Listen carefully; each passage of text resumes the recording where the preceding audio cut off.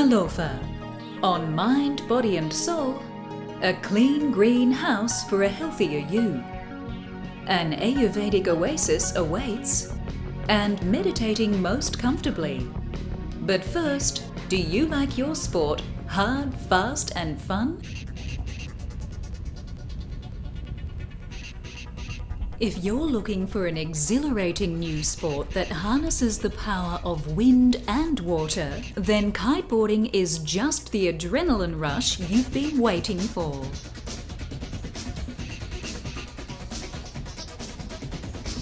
The sheer high of flashing over the water and free flying into the sky is something kiteboarders confess is very addictive.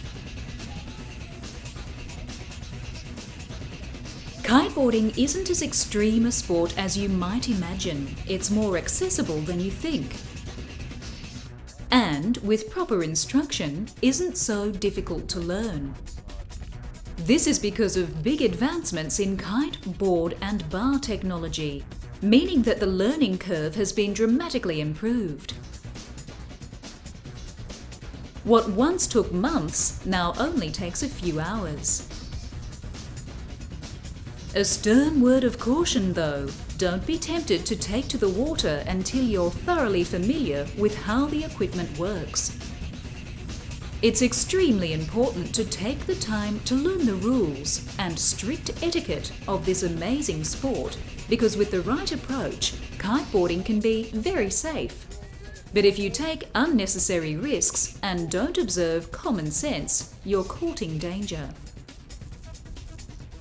Maximize your safety and enjoyment of kiteboarding by educating yourself. Research magazines and watch others by linking up with your local kiteboarding shop or club. Most surf retailers now offer kiteboarding lessons and gear hire. Booking yourself into a series of lessons is an absolute must. You might be a competent wakeboarder or surfer and you may know how to loft and body drag, but that doesn't mean you know how to handle a kite. Kiteboarding is a technical sport, so having a certified instructor by your side will not only teach you how to safely handle the equipment, but give you vital tips to keep yourself and others out of harm's way. A good instructor will also know the perfect kite and board for your weight, size and current wind conditions. Always use safety equipment such as a quick-release waist harness, a suitable helmet, impact vest, gloves and hook knife. Carefully build experience in manageable conditions, and always be mindful to keep a safe distance from other beach users. The most difficult part about learning is understanding your kite and how it reacts to your first few power strokes. Remember, it will take time and patience. Don't give in to frustration. Stick to it, and before you know it, you'll get the balance and propulsion you need to really start enjoying yourself.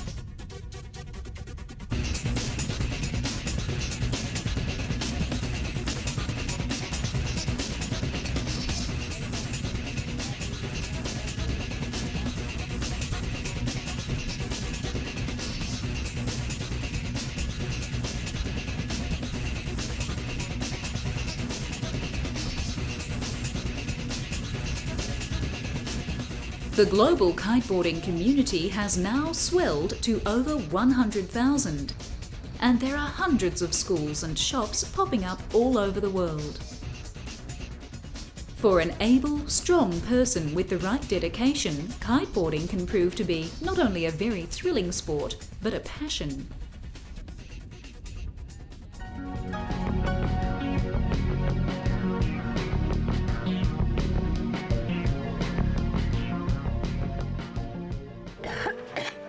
For many people, a simple task like cleaning your home is a health nightmare. Cleaning products or their fumes can cause skin and eye irritations, headaches or more serious ailments. Bridget Gardner, director of A Fresh Green Clean, has a dream that safe cleaning will become the norm. And she doesn't mean trashing all the chemically based cleaners you use and buying a trolley full of environmentally based products to replace them. When she set up her cleaning business, Bridget was using environmentally friendly chemical products. Then she realised that these products are still manufactured. They involve packaging and they use resources. This realisation and her own sensitivity to products, both synthetic and naturally based, inspired her to start a cleaning revolution.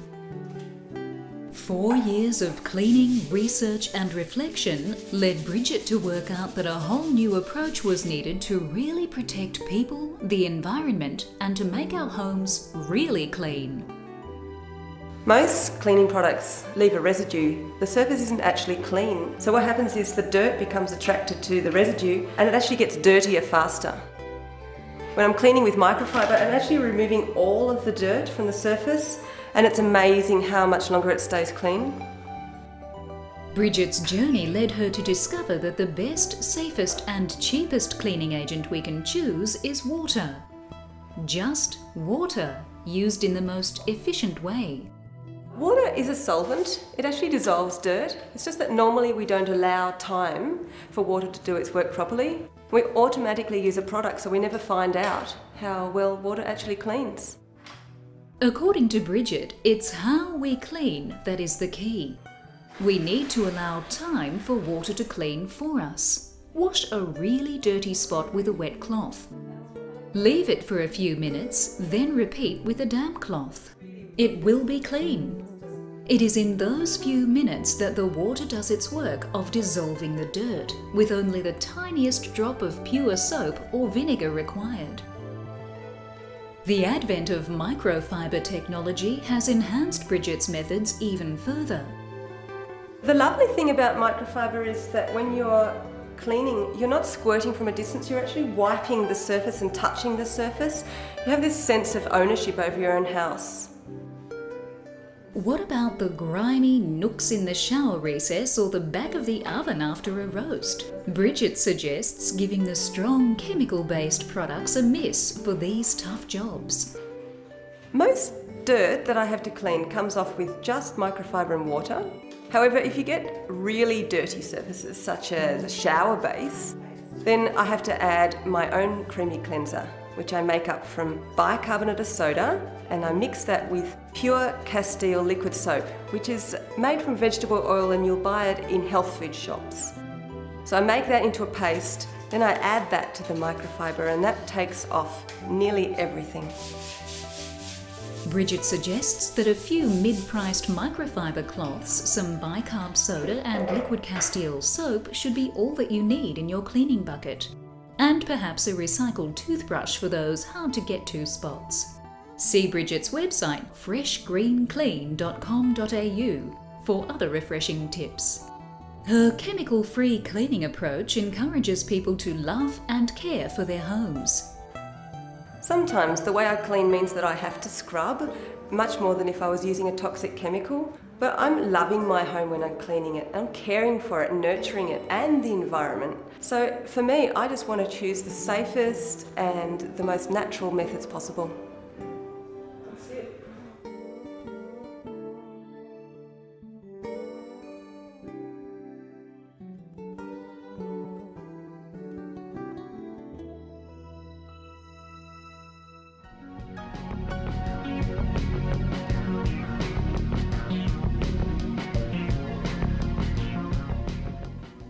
Oasis is the perfect word to describe the Ayurveda Healing Centre run by Louise Darralaw in Eltham, Melbourne. As soon as you enter, you're immediately surrounded by beautifully recycled wood interiors and a vast decked balcony overlooking acres of eucalyptus trees.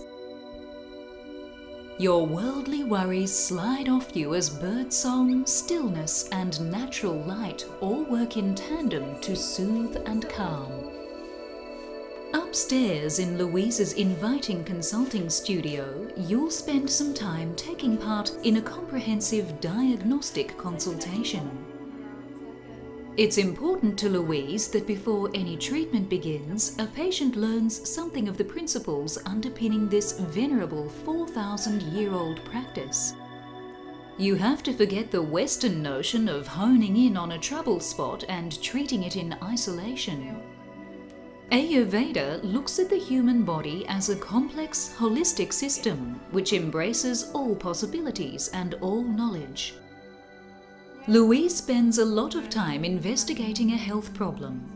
Typically, she will spend about an hour assessing a person's current health status.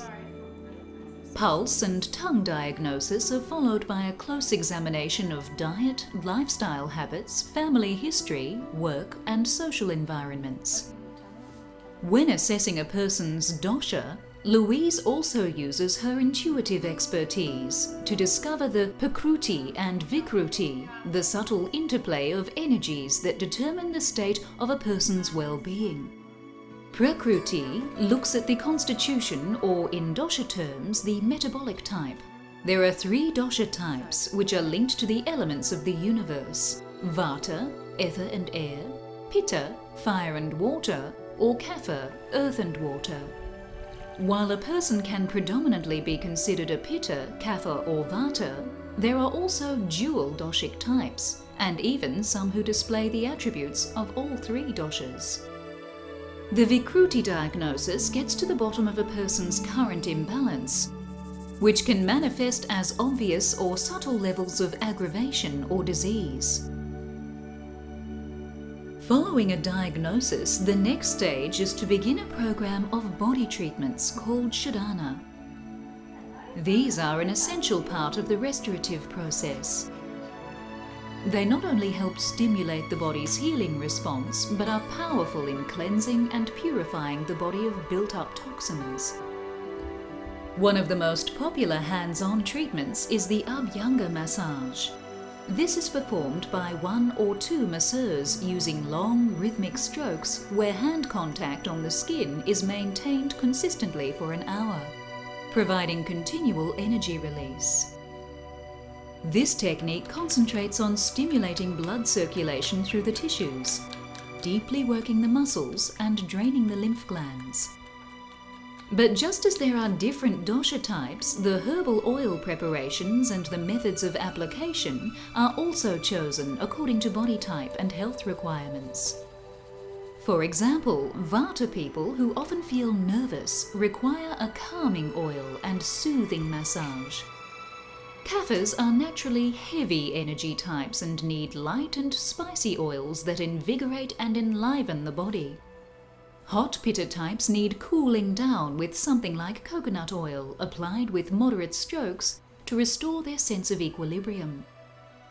Traditionally, Ayurveda body treatments are conducted in complete silence, and a patient is always kept informed of what the massage entails. This is so that they can feel totally at ease and allow the body to respond to the healing manipulations. Because of the gentle, non-intrusive nature of Ayurvedic treatments, they guarantee a pleasurable, deeply relaxing and energizing experience that is ideal for everyone, including very young children. So even if you don't have a specific health problem, this is an excellent therapy for busy people wishing to restore their sense of balance and well-being.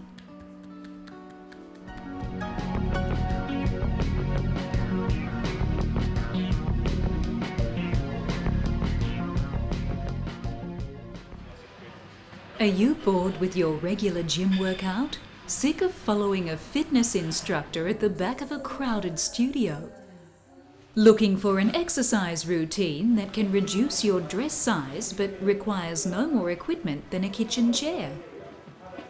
Tracy Hebron brims with vibrancy and health, and she does body Kalanetics. Never heard of it? Well, neither has the rest of the world. We'll let you in on the secret now. Kalanetics is a gentle but effective exercise routine that originates from the world of dance. Its founder, Callan Pinkney, was trained in classical ballet and designed a series of exercises to tone her body while rehabilitating from a back injury.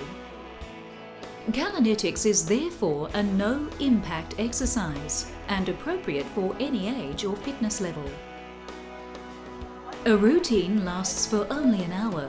You might begin with some exercises to release tension in the back and the neck.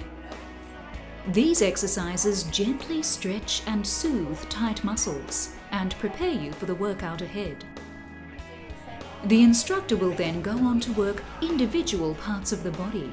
One thing you will notice with Callanetics is that most exercises feature small pulses or contractions of the muscles rather than lots of sweat and movement.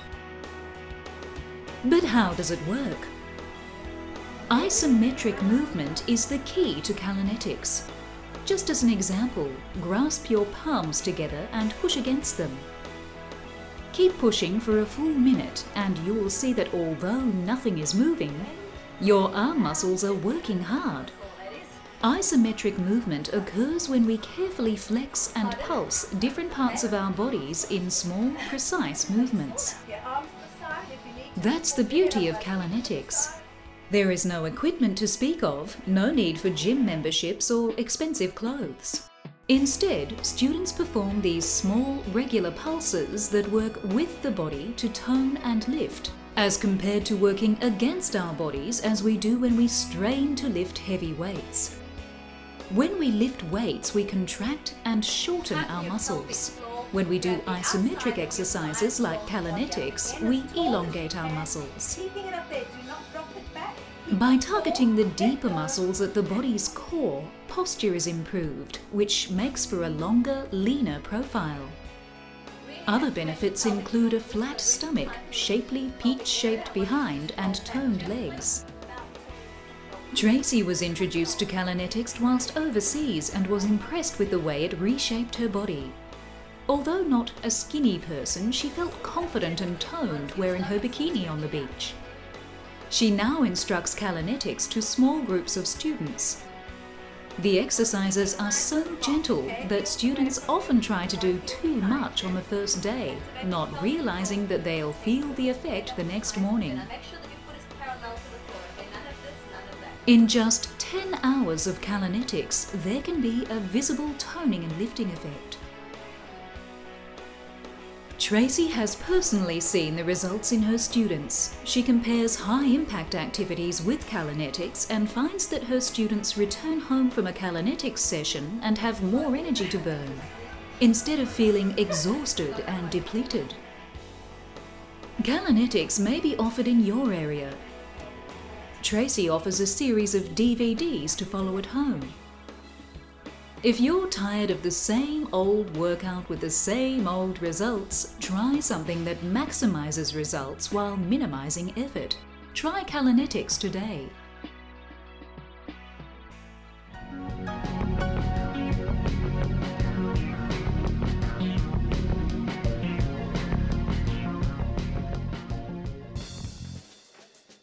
Thought to be native to India, mangoes have been cultivated for more than 4,000 years. The tree is related to the pistachio and cashew, each producing about 100 mangoes. If you haven't tried a fresh mango, you're in for a treat. The fruit's flavour is often described as an exotic mix of pineapple and peach. A mango is a splendid source of beta-carotene, as its vivid orange flesh would suggest. It also supplies plenty of vitamin C, some vitamin B6 and even some vitamin E. Some mangoes ripen to the combination of raspberry, orange and green shades, while other varieties are golden yellow or green when ripe. One of the juiciest tree fruits, some suggest the best place to eat one is in the bathtub.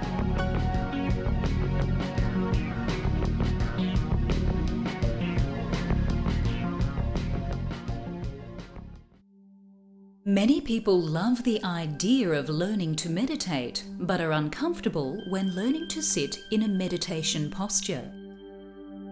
Not all of us are yogis. How can we enjoy meditation if most of the time we're contemplating how much our back hurts, how uncomfortable our knees are, or how we have pins and needles in our feet? Sitting in an uncomfortable or stressed position can cause injury to the body. Even sitting for half an hour a day can cause damage to the knees and back if the position you are using is not supportive to your body. Have you noticed the Buddhas often have gentle smiles on their faces? How do they get comfortable enough to be so happy? Different meditation practices have different postures. Some have open eyes, some closed. Some have hands placed palm down over the knees. Others have palms up and open fingers, or fingers in a special formation. Some practices require the full lotus position, where the legs are crossed and soles of the feet are facing upward, resting against the thighs. Others are less formal and suggest a half lotus or just crossed legs. Here are 3 tips to shortcut your path to finding the most comfortable seated meditation posture for you. The spine. In all meditation postures, the spine should be straight but following its natural curve and relaxed. In some practices, it's suggested that you pretend that you are being gently held by a piece of string out through the top of your skull, allowing your spine to rest in its natural position. Or that you are balancing a pile of gold coins on the top of your head. Having a straight but relaxed spine reduces stress on the lower back and on the other sensitive areas of the body, such as the knees and neck. The hips. When you are sitting, have your hips higher than your knees, not the other way round. If the hips and buttocks are in the right position, they provide support for the lower half of the body and take the weight off the upper half. Having the knees higher than the hips, in the way that children sit cross-legged, is fine in the short term, but in the long term, it transfers stress to the knees and is likely to become painful and uncomfortable. To get your hips higher than your knees, it's best to sit on a meditation cushion filled with buckwheat or cotton, a wooden block, or a slanted meditation stool. Try out each of these and see which one is most comfortable for you. Sitting in a chair may be the perfect posture for you. The smile. Just because you have the posture right doesn't mean you will be comfortable. Particularly if your mind is still stressed about trying to find the most comfortable position. Often when we meditate, we try hard to adopt a serious pose. Comfort is more likely if we are relaxed and enjoying ourselves. If we allow ourselves a small smile, even if it's just in our minds, we will look and feel a little more like the smiling Buddhas that inspire and soothe us.